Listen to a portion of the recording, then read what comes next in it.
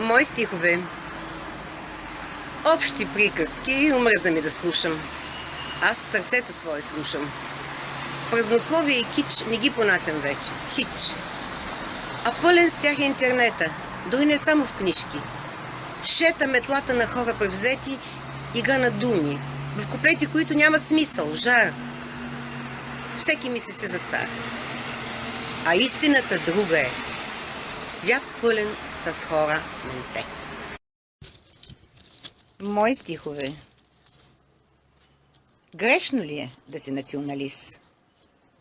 Що трябва да си червей лист? Как ще живееш в пръста на майката, родината? Българите са чеда на горди, славни племена и вождови смели герои, а позволяват днес копои да ги газят и затриват. Не герои да умират. Грешно ли е да си националист? Тогас бъди фашист. Днес фашизмът е на почет. Не е нужен вече прочит да сравня фашизма с чалмите. Хитлер с мутрите ни днешни дните. Гледаш умно. Блуждаеш взор. Мислиш трудно. Срам, позор. Българин си. Нямаш очи.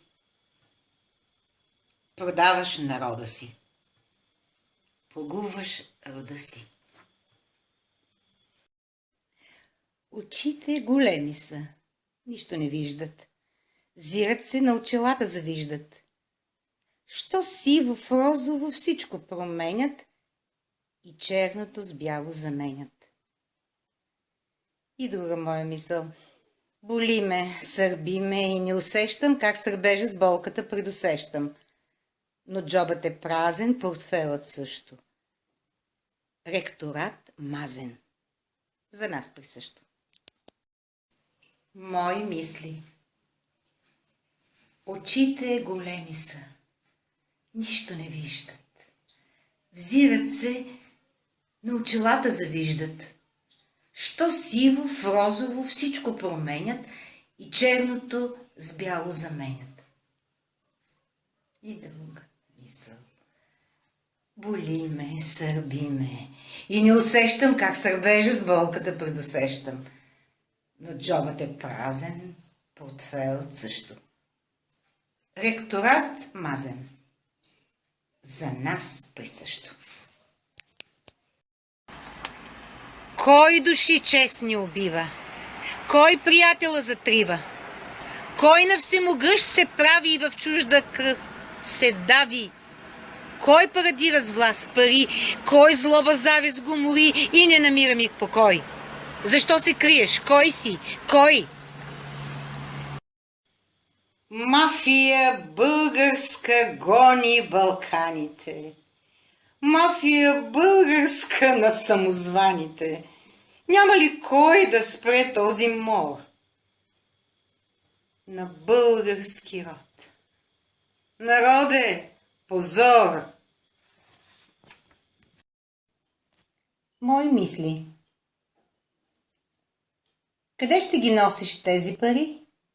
Къде продаде семката си? Къде раздаваш богатството наше, злато, децата български наши? Къде, до кога ще се правиш на Бог, на този велик Аспарухов род? И друго. Родило се тиква, но не разбрало, нито за миг не осъзнало, че има по-добри плодове зеленчуци от тиква и неговите суджуци. Питам ви, ало, политиците, чукнете се главиците. Защо българинът ни гласува? Кой с народа ни мърсува? Отговорете на часа, в коя държава е така? В коя държава има партия етническа? Темата ми не е политическа. В коя държава радиатори се свалят? В коя държава храна и лекарства менте се правят? В коя държава хората с илюзии давят? Народът български е стадо от овце, а малцинствата в България живеят най-добре. Мои стихове. И сутрин, вечер да се молим, Господ право съди. Ще отсъди. Той чува праведните. Интересчиите спира. Тези на парите роби. Сега и вовеки възпира. Защото Господ няма цвят. Нито е син, нито червен. С добрите той е благ. Безпартиен е. На никой фен. Безпристрастно съди и наказва. Най-много този, който се подмазва, който лъже и с интрига пара изкарва. Стига вече. Окрути се дявол, бяс, в сърце чуждо спри се. Мои стихове.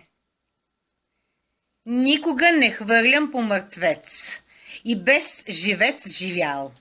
Във фалш и скамертон гонеш ясен, верен тон. Никога не прося милост от човек потънал в кал. Никога не търся гнилост, цвете Господ ми е дал. Не мисля, просто разсъждавам. Вярна на себе си оставам. Не се намирам старомодна, като някоя на дявол сгодна. Мои стихове. За животинчетата пълзящи.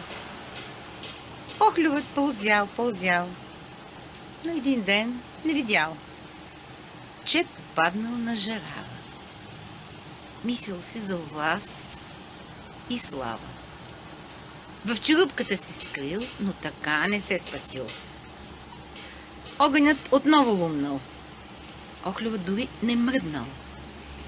Тъй опекал се наскара с къщата си с товара. А орелът горд летял. Там долу охлювът съзрял. Усетил горе миризмата и силно плеснал с крилата. По-нависоко полетял. Друг охлюв долу там пълзял. Мои стихове. Знам. Не може зло да правиш и чист да си останеш. Ще си изпатиш и то не сега. Често го отнасят твоите деца. Това закон е на природата. Не от вчера той за хората. Никой земен няма власт на земята да се разпорежда, да заповядва, да нарежда. Зато и ви моля, хора зли, спрете се, че може вас по-късно да ви заболи.